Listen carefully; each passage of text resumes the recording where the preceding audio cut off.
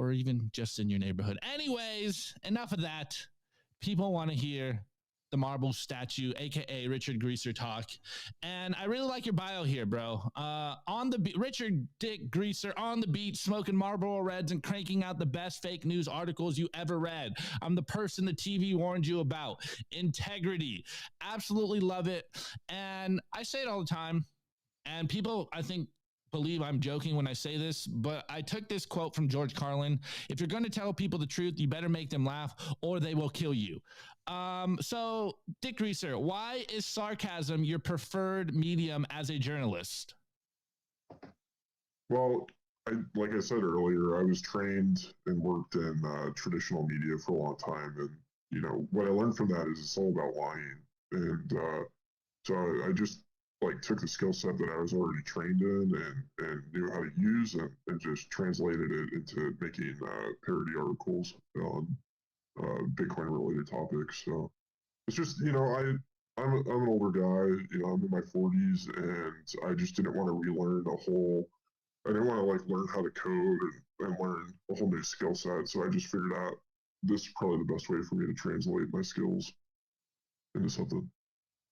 Absolutely love it. Well, how do Bitcoiners respond to the fake news site that is the Bitcoin Bugle? Or rather, I put a meme out in the day, and now I think I'm on the other side.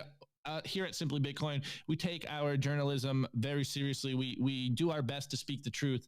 But I once in the day was a shit poster, and I used to kind of love and lean into the idea of yellow journalism. And I said, make yellow journalism great again. And I think this is what the Bitcoin Bugle is doing. How come ridicule, sarcasm, and comedy is the best way to I don't know, portray truth? It really is a paradox that I'm still wrapping my head around. And I understand that things like the Bitcoin Bugle is much needed in this, not only the Bitcoin space, but the world. Well, you know, the way I think of it, I like the movie Mary Poppins, and she says the spoonful of sugar makes the medicine go down. And I think humor helps people to see truth. And that's why, you know, parody and ridicule are very effective in helping people see that. But yeah, I mean, we got to make fun of these people because they're absolutely ridiculous. And you know, I think we also have to make fun of ourselves and, you know, just have a genuinely good time, because it's really easy to get demoralized out there just with how dark things are. I mean, why do these politicians think they can continue to raise taxes on cigarettes? You know, a pack of Marlboro Reds in New York is sometimes close to $20, and that's absolutely absurd. So. Okay, well, I was going to ask you what the Bitcoin Bugle is, but I think since you brought it up a few times, what's your fixation with tobacco? And I think one of your memes, or maybe one of your truth, is that the world was better before the tobacco ban. Can you explain to the audience? Well, yeah, I mean, you know, you have to understand, people, that we get lied to about everything. You know, inflation is good for you. Inflation is transitory. You know, you should do things you know, just do what the TV tells you to. You know, everything that we learn, you know, for the most part is a lie. And you know, there's children walking around just completely vitamin deficient right now. They don't have their nicotine. And you just look at the way that they, you know, these corporations and, you know, scientists attack tobacco. It's pretty absurd.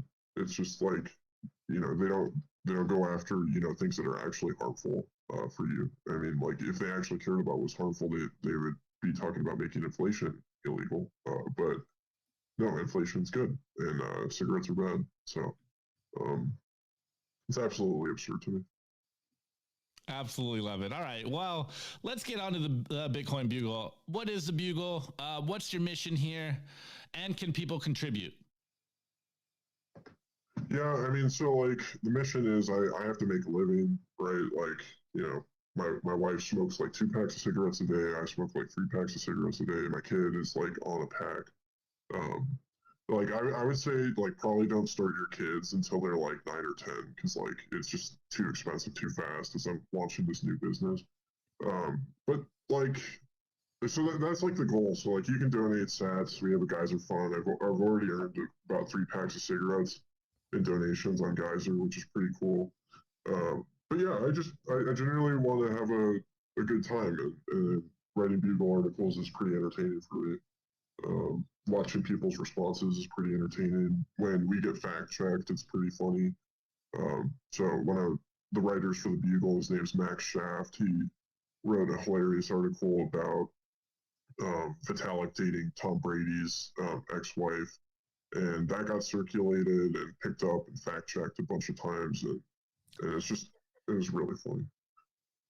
Amazing. Okay. The last question: can people contribute? Oh yeah. Shoot me news tips. DMs on Twitter. I'm on Telegram. And you can email us. If you just go to thebitcoinbugle.com and go to support and scroll down past me asking for you to send me sats, it'll have instructions on how to submit news tips if you got anything. Absolutely love it. I told you to prepare. What is your favorite article on here? Is it the Vitalik one, or what is your crown gem on the Bitcoin Bugle? I think one of the funniest ones was Max Shaft. Max Shaft is probably funnier than me, which I get a little bit insecure about sometimes. But he did an article on Matt Odell living like a secret lifestyle, and that one got picked up and circulated, and a lot of people thought it was real. And I think Matt got a lot of heat and flack for that. But yeah, I mean, each article it's like, it feels like a child. Like, if you have a favorite child, you're probably a terrible parent. And so, like, that's kind of how I feel about these articles. I love each one individually in its own unique way. I thought that was real. When I saw that on Twitter, I was like, wait, what?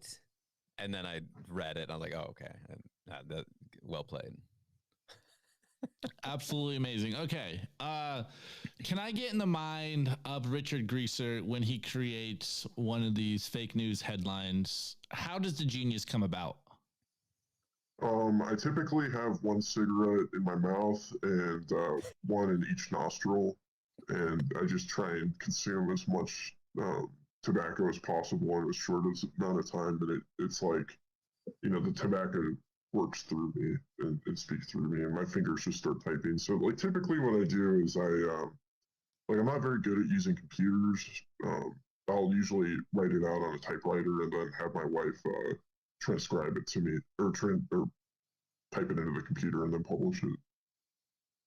But yeah. Absolutely love it. Absolutely love it. Okay. Well, Richard Greaser, is there one last message you would like to give to the audience before we get into the meme review? What would be the Richard Greaser gem that you want to leave the audience with?